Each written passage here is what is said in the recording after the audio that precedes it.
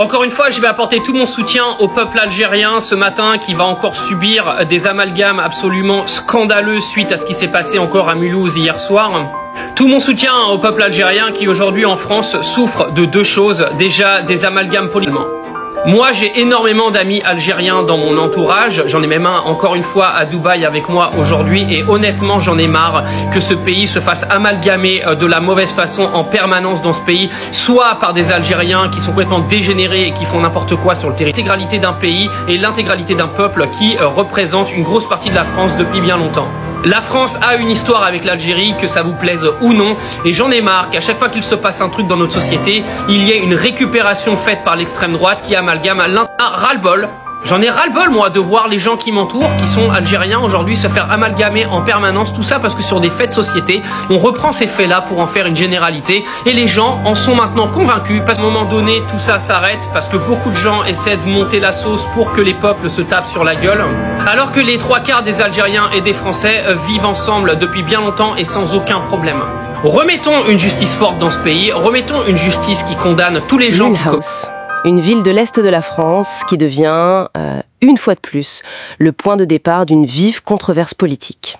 Oui, un fait divers qui est monté en épingle, on peut dire, et qui déclenche tout un débat national. Sur l'immigration, la sécurité...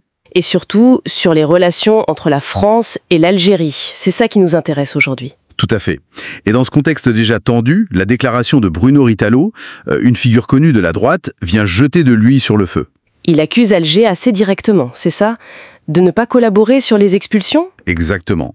Il pointe le refus de délivrer les laissez-passer consulaires nécessaires pour les personnes sous OQTF, obligation de quitter le territoire français. Alors la question qu'on se pose, c'est qu'est-ce que cette escalade verbale cache vraiment? Qu'est-ce que ça nous dit de l'État et peut-être de l'avenir des relations franco-algériennes? On va essayer d'y voir un peu plus clair. Tout semble partir de cet incident précis le 22 février 2025 à Mulhouse, un ressortissant algérien. Donc visé par une OQTF qui n'a pas été exécutée. Et c'est là que ça devient politique très vite. Ritaalo dit « c'est la faute d'Alger, il ne nous donne pas les papiers ». Mais bon, est-ce que c'est pas un peu réducteur comme lecture? C'est un peu le risque, oui. On prend un fait divers et il réactive instantanément des décennies de tensions, de non-dits, de contentieux. C'est ça. Et la question de fond, finalement, elle revient toujours. Est-ce que Paris et Alger peuvent encore communiquer, construire quelque chose sur une base de confiance? Surtout que cette relation, elle est quand même marquée par une histoire extrêmement lourde. La colonisation, la guerre, l'immigration ensuite. Un passé qui pèse, clairement. Absolument.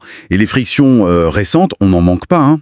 Rappelez-vous la décision française de réduire massivement les visas en 2021. Ah oui! Ou encore les propos d'Emmanuel Macron en 2022 sur la nation algérienne. Avant la colonisation, ça avait provoqué une vraie crise diplomatique. Oui, c'était très tendu. Et en parallèle, on a l'impression de voir une Algérie qui cherche à affirmer son indépendance, sa propre voie diplomatique, non? En allant voir ailleurs que Paris ou Bruxelles. C'est une tendance très nette. Alger renforce ses liens avec l'Italie, pour le gaz par exemple. Elle maintient ses partenariats, disons, historiques avec la Russie aussi. Et puis, elle s'ouvre beaucoup aux investissements asiatiques. Donc la confiance avec Paris, elle s'érode. Hein. Oui, les désaccords restent nombreux. Oui, on peut le dire. Ça se voit sur plusieurs dossiers. Il y a une forme de méfiance, ou en tout cas une volonté algérienne de ne plus être dans une relation exclusive ou perçue comme déséquilibrée avec la France. Et l'économie dans tout ça, parce qu'il y a quand même des liens forts. L'Algérie fournit du gaz, des grandes entreprises françaises sont là-bas, Total Energy, Sanofi, Renault. Est-ce que ça tient? L'interconnexion économique, elle est réelle, bien sûr. Mais elle est en pleine mutation. Ces entreprises sont toujours présentes, mais la France n'est plus ce partenaire économique archi-dominant qu'elle a pu être. D'autres acteurs prennent de la place. Clairement. La Chine, la Turquie, l'Italie aussi, comme je le disais pour l'énergie. Ils ont beaucoup gagné en influence économique ces dernières années. Ce qui voudrait dire qu'Alger cherche activement à diversifier ses partenaires pour moins dépendre de la France. C'est exactement ça. C'est une stratégie consciente, délibérée de rééquilibrage. Ce n'est pas juste une réaction aux tensions du moment, c'est plus profond. C'est une affirmation de souveraineté économique aussi. D'accord. Donc, on n'est pas tant dans une rupture nette, mais plutôt dans une redéfinition, une reconfiguration profonde du rapport de force. C'est une bonne façon de le voir, je pense. Une reconfiguration. Du côté algérien, il y a cette affirmation très, très nette de souveraineté. et le refus de ce qu'ils peuvent percevoir comme une logique post-coloniale persistante. C'est-à-dire une relation où Paris aurait encore une forme de prééminence. Voilà, ou chercherait à influencer les choix d'Alger. Et côté français, cette réaction un peu à chaud de M. Ritaglio, elle illustre peut-être aussi une tentation. De pointer l'Algérie pour des problèmes internes, immigration, sécurité. C'est une lecture possible, oui. Surtout dans le débat politique actuel en France, ça peut être pratique, disons, de désigner un responsable extérieur. Mais il ne faut pas tout jeter non plus. La coopération, elle reste nécessaire, non? Je pense à la lutte contre la criminalité, le terrorisme. Indispensable, même, absolument. Et au-delà de ça, il y a toute la dimension humaine, les liens familiaux, culturels, les diasporas.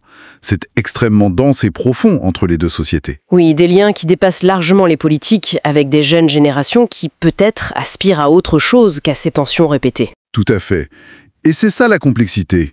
Ces liens humains, ils existent, ils sont forts malgré les crises diplomatiques. La vraie question, c'est comment on construit ou reconstruit une relation sur des bases nouvelles ? Sur la réciprocité, le respect mutuel, comme on dit souvent. C'est l'objectif affiché, en tout cas. Donc pour résumer, cette affaire de Mulhouse, c'est un peu plus qu'un simple incident. C'est comme un symptôme d'un mouvement de fond. Les bases de la relation franco-algérienne sont en train de changer. Oui, c'est ça, les plaques tectoniques bougent, pour reprendre votre image. La France va devoir sans doute adapter son approche si elle veut maintenir un dialogue qui soit productif. Et l'Algérie, de son côté, va probablement continuer sur cette voie d'affirmation de son autonomie. Très vraisemblablement. Mais même si c'est difficile, le dialogue reste essentiel. Il n'y a pas vraiment d'alternative. Donc, la question finale qui reste en suspens, c'est comment dépasser ces crises à répétition, ces polémiques, pour bâtir quelque chose de nouveau. Une relation qui regarde vers l'avenir et pas seulement obsédée par le passé. C'est tout l'enjeu. Et la réponse n'est pas simple, évidemment.